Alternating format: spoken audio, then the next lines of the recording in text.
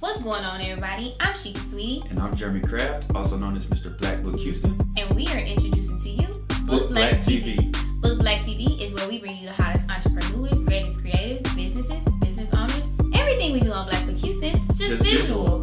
So you guys make sure y'all are locked in because we have some hot new stuff we'll be bringing to you, and we want to keep you up to date with all the blackness that's going on in Houston.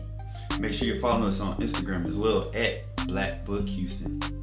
All right, guys, tune in.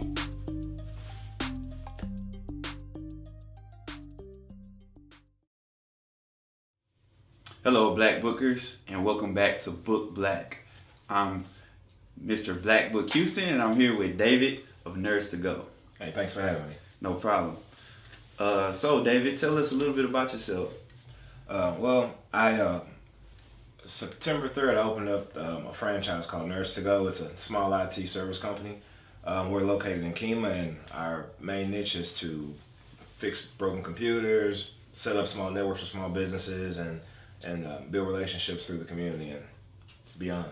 Cool. So how many people do you have? Is it just you, or is it like you have a staff that absolutely runs? Oh, okay. If I had to fix computers, we wouldn't run them. Yeah. No, actually, I have 3 employees. I have Stephanie. She works at my front desk, and she's basically she's the introduction to the Nerds to Go brand for most people that when they call or walk into the store. Then I have Geneva. She's my business development manager, and she's rubbing elbows, kissing babies, attending events, getting us seen. And then I have Cedric, who is my technician. And, oh man, I couldn't run without. So I have a staff of 3, and I kind of team up with the business manager, and I go out there and I try and create the deals, and she comes in and goes for the kill. Okay. Yeah. Cool. Well, I see we didn't really have to do an icebreaker. You just jumped right into it, but typically we do an icebreaker, so we're going to go ahead and do the icebreaker. And I'm going to ask you 3 questions. We're going to play a little game of Black Card Revoke to see if you keep your black card. Okay. Yeah. See, I already knew you was going to keep it. That's why we went ahead and did it. But appreciate we're going to have to run it back. You know what I'm saying? Come on. Let's do it. All right. So the first question is, when is a good time to start running? A, you hear gunshots. Hey. B,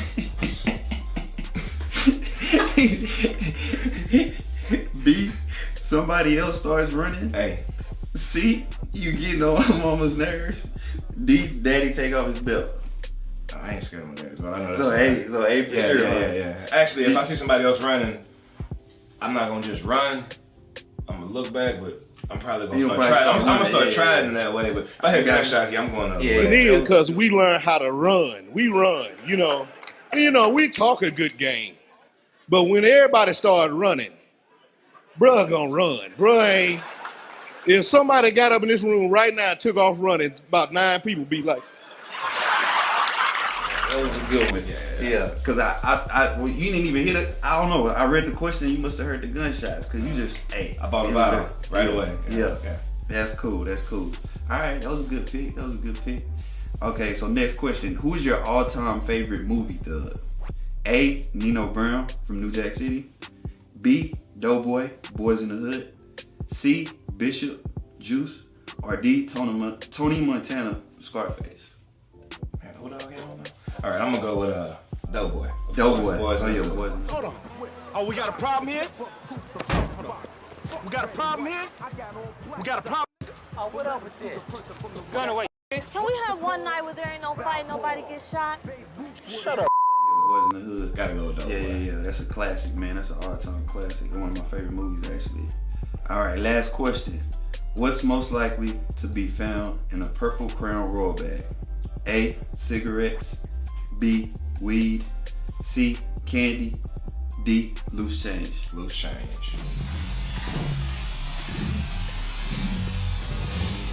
D, loose change. Okay, yeah. That would have actually been my second choice. My first choice not even on here. I keep some dominoes in my bag. I don't know if you play bones or not. I played bones, but I had a bunch of handies to drink Crown. Oh, okay. So they had to loose change. Oh, they loose change. I got you. Well, you did an awesome job. So I guess you'll go ahead and keep your black card.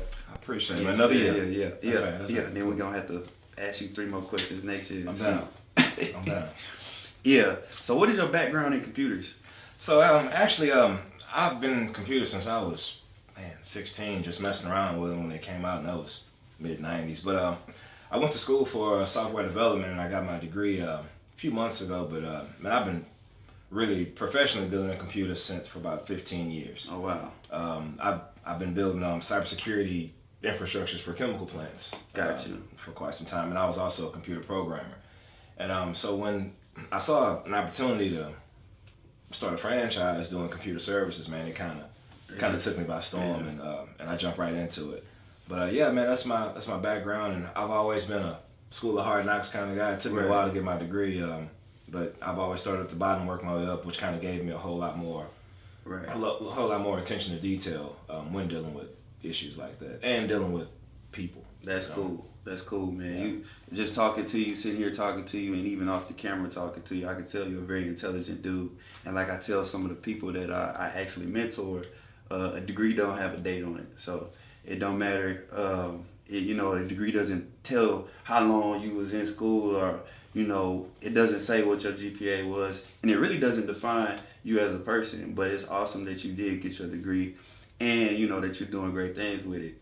But man, I commend you taking the cyber route and into programming and all of that. I took the civil engineering route, so when people hear that term engineer, they think I can fix anything. I have my mom calling me, hey, something wrong with my computer. I'm like, I don't fix computers. I took one class in college, well, 2 electrical engineering classes in college because it was a part of our degree plan, which was computer programming C++. Mm-hmm. Yeah, so did you have to is that part of programming? Yeah. C++ programming, visual. I mean, I can keep talking over your head. I got you. I'm not gonna. Yeah. But yeah, I mean, computers are just like people. I mean, there are so many different languages, right? But they all achieve the same goal in one way or another. It's all about what you're dealing with. So got you. Computers are no smarter than what you tell a computer to do. Got you. Yeah, they're actually little dumb machines until somebody goes in there with a brain and makes it do things. Got you. Yeah. So what are some of the common, I guess, problems that people have with computers that you run into? Viruses. People just click. You get an email, you just want an iPad. You click on it. And then you go down the rabbit hole. And every button you click on, you're adding something else to your computer. Oh, I see. Before you know it, it's in my store because it won't even start up. Oh, wow. Because people misunderstand viruses. Mm-hmm. Some viruses slow your computer down. Others bring your computers to their knees. Others can bring your network to their knees. You know, so being aware of all the bad things out there, and honestly, it's user awareness. Usually, the problem is between the keyboard and the chair. Right. So how would what would you recommend to people who have computers? Like, what are some of the things they could do to prevent viruses? Keep your systems updated. Mm-hmm. Check your emails. If you want something, you probably didn't. So and anytime you see something bad, you have an option to report it. Report it because it does create analytics for other people to see. And I mean, they have real intelligent tools now that help filter emails to make sure they don't come into your inbox to even set you up for being vulnerable. But always keep your Windows updated. If it says you need to restart. I mean, whatever you're doing it's not that important to where you can't restart, because if somebody does get in your computer, it's gonna be gone anyway. Yeah. I see a lot of people on Instagram, or I don't want to say a lot of people, but certain people have where their Instagram gets hacked and they got to restart their profile and all that kind of stuff. Is that something you deal with too, or is it more so just on the hardware side? I do more on the Windows side. I don't really deal in Instagram. I do have a suggestion for people on Instagram to keep their systems from getting hacked, and it's called multi-factor authentication. I know you've seen it before. You may not have heard of it, but anytime you put in a password, you get a text message. Mm-hmm. That's the new way of securing yourself. Right there, you have 3 options. Back in the day, it was who are you and what do you know, your name and your password. Well, people know how to figure that out. So now it's who are you, what do you know, and what do you have. What do you have is what keeps people from getting into your stuff. If you have an option to turn on multi-factor authentication, turn it on. I highly recommend it. Okay. It's inconvenient, but the goal of cybersecurity is to create an inconvenience for the bad guys. Now, what about the pop-up? I know sometimes I get a pop-up. It says save my password. Is that safe? Is that something safe to do? Where I'm saving my password to where every time I log in, I don't have to type in my password? It's free, right? So, I mean, it's safe, but it's not managed because it's free. There are tools out there that you can pay for to save your password, and it's managed, it's maintained by a staff somewhere. I recommend, it's low cost, but don't be penny wise and pound foolish when it comes to protecting your assets. Got you. So what is the hardest part about your job? Man, the hardest part of my job is fitting everything into a day, fitting everything into a week. You know, I need to be everywhere, but I can only be in one place. You know, I need to go manage my store, but I need to be at a ribbon cutting. I need to be meeting with a small business. I got 8 hours to do that. You know, and really I only have about 5 of them because those outside hours, people don't have time to talk to me. Right. So really, I'm the project manager. I'm the business development manager. I'm the owner. You know, I'm the representative at all the chamber ribbon cutting events, things like that. So really, just trying to fit. Man, all that thing. Yeah. I So can't even fit the sentence. I can't so even how fit do the you- words in my sentence. You know, it's like. So how do you go about doing that? Because you have a team. I think it's 4 of you, right? Yes. So the Fantastic Four. How do y'all make it happen? Man, I'm glad you asked that. So actually, I have we divide and conquer. Okay. You know, like my front desk person, Stephanie, I have her write 10 thank you cards to 10 customers that came in the day before. You know, I have her go online and find those 10 customers, look on Google Maps and find 2 neighbors for each one of them, call them and give them offers. That's You know, awesome. that helps me retarget. You know, so many people look for new customers, but man, there's no need to go to California. Sometimes goals right in your backyard. Right. You know, I have Geneva go out there and meet with people, and you know, so I'm a member of 2 chambers. I'm a member of League City Chamber and Clear Lake Chamber. Okay. I'm very involved in the League City Chamber, but I'm not in Clear Lake, so I'm a 0 or 100 kind of guy. I'm either going to give you 100%, or I'm not going to give you anything. Right. So I have Geneva actually being me in the Clear Lake Chamber, so that really helped out. That's smart. That's very smart. Helped out. That's very smart. Yeah. That's one of the things I took from LeVar Ball when he first had his interview with his sons going to the NBA. He said, he was like, we just had a plan A. There was no plan B. You know, it was just plan A. He was like, why would I have a plan B? Because if I have a plan B, it's taken away from my plan A. So that's a good approach. You know, you spend 100% of the time with the chamber in League City, and then you have your teammates spend 100% of the time at the chamber in Clear Lake, and then you guys find the other time to work everything else out and keep the business running. Yes. I like that, yeah. And we keep each other feet on the fire. Right. And then too, it helps everybody get more exposure and more responsibilities to even better themselves, so they just won't be just a front desk person that's just clearly focused on the front desk, but they have an opportunity to grow as well in your business. I want everybody to be a stakeholder. I mean, I need everybody as invested as I am. If they're not, I can't use them. Right. Yeah, and then having that responsibility, you know, makes them work even harder. I know that's like one of the things for me. The more responsibilities that I have doing something, it was gonna make me, you know, work harder towards a goal. Absolutely. It's been a pleasure having you here on Book Black TV. But before we leave, I'm gonna ask you some more questions. We're gonna play another game. You did an awesome job at Black Card Revolt. So now we're gonna play another game to wrap things up here. And I want you to name 3 black rappers in Houston.